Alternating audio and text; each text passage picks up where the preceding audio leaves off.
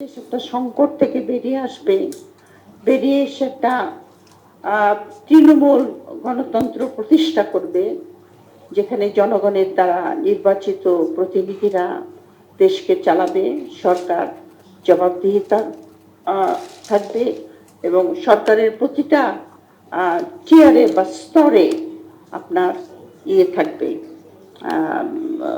জবাবদিহিতা থাকবে। তো সেইটা আমি দেখতে পাচ্ছি যে বাংলাদেশ কিন্তু সংকট থেকে উত্তরণ করতে পারেনি। প্রথম কথা হলো যে আপনার জুলাই সনদটা, যেটা বহু কয়েক মাসের আপনার পরিশ্রমের দ্বারা রাজনীতিবিদরা এবং কিছু কিছু আপনার সাংবিধানিক যারা বিশেষজ্ঞ, সংবিধান বিশেষজ্ঞ, তাদের সাহায্যে যেটা তৈরি করা হয়েছিল, সেটা কিন্তু সমস্ত পলিটিক্যাল পার্টি যারা ওটাকে উপস্থিত ছিল তারা কিন্তু ওটাকে সিগনেচার করেছে। তার মানে তারা ওখানে একটা প্রতিজ্ঞাবদ্ধ যে এটাকে তারা বাস্তবায়িত করবে।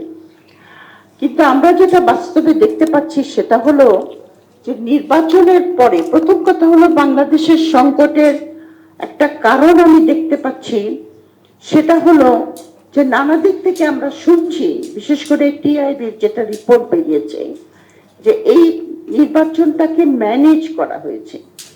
তো এটা আমাদের জন্য একটা বড় ধাক্কা, কারণ আমরা একটা সুষ্ঠু নির্বাচন আশা করেছিলাম। বাংলাদেশের জনগণ এই জাতীয় ম্যানেজড ইলেকশন বা আপনার তৈরি করা নির্বাচন আপনার তারা ক্লান্ত। তো এই জাতীয় নির্বাচন হলে পরে কিন্তু তখনই যারা সরকার গঠন করে তারা প্রশ্নের মুখে পড়ে যায়।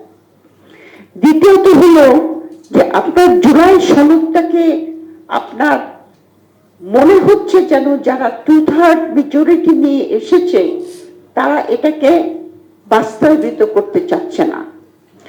এবং যে প্রেসিডেন্সিয়াল আদেশটা বেরিয়েছিল নভেম্বর 13, 2025, সেখানে কিন্তু পরিষ্কার করে লেখা আছে যে এই নির্বাচনের পরে এই নির্বাচিত সদস্যরা শপথ নেবে, প্রথমে আপনার সংসদ সদস্য হিসাবে, তারপরে তারা শপথ নেবে সংবিধান সংস্কার কাউন্সিলের জন্য।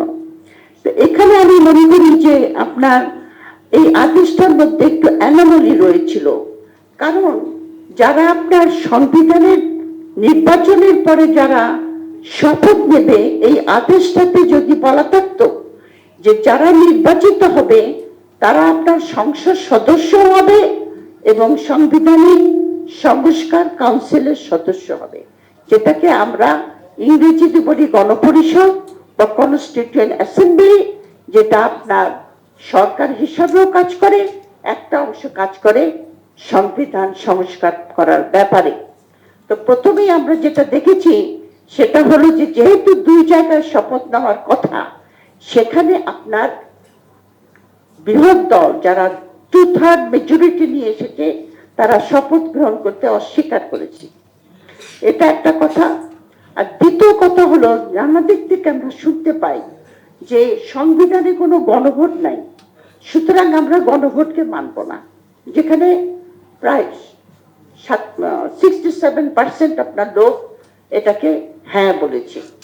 এখন প্রশ্ন হলো যে কোন সংবিধানের কথা আমরা বলছি।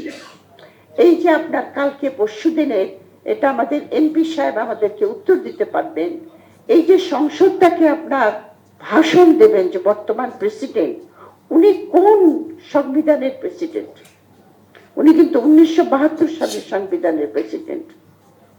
তো সুতরাং আপনি যদি বলেন যে সংবিধানে গণভোট নাই, তাহলে আপনি 1972 সালের সংবিধানের কথা বলছেন। 1972 সালের সংবিধান, যেখানে পরবর্তী পর্যায়ে আপনার শেখ হাসিনা গণভোটের যে ইয়েটা ছিল সেটাকে উনি করে দেন, মানে বিলীন করে দেন। তো আমরা কোন সংবিধানের কথা বলছি? 1972 সালের সংবিধান।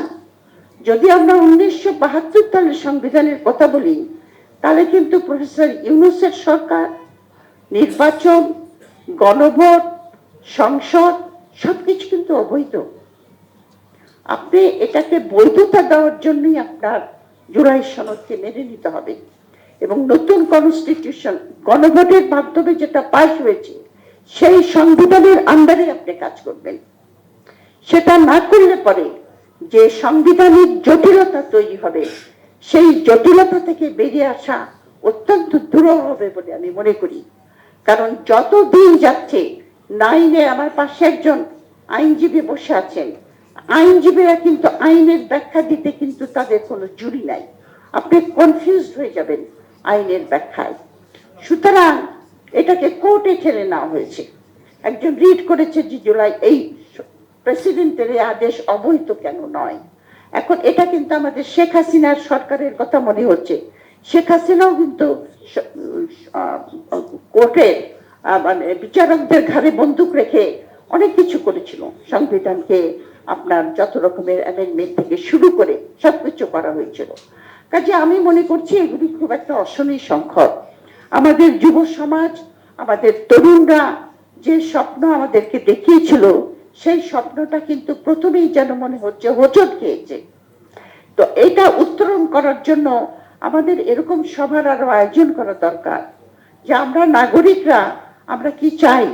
আমরা তো গণভোটে ভোট দিয়েছি, হ্যাঁ, সুতরাং যারা নির্বাচিত হয়েছেন এটা তাদের দায়িত্ব এবং এরা তারা আমাদের জনগণের যেটা ইচ্ছা প্রকাশকে তারা এটাকে সম্মান জানাবেন এবং এটাকে ওনারা গ্রহণ করবেন এবং এই অনুযায়ী আপনার পরবর্তী যে রাষ্ট্র ব্যবস্থাটা হবে সেই ব্যবস্থাটা ওই সংবিধানের দ্বারা চলবে। আমি একটু বলি শেষ করব। ধন্যবাদ।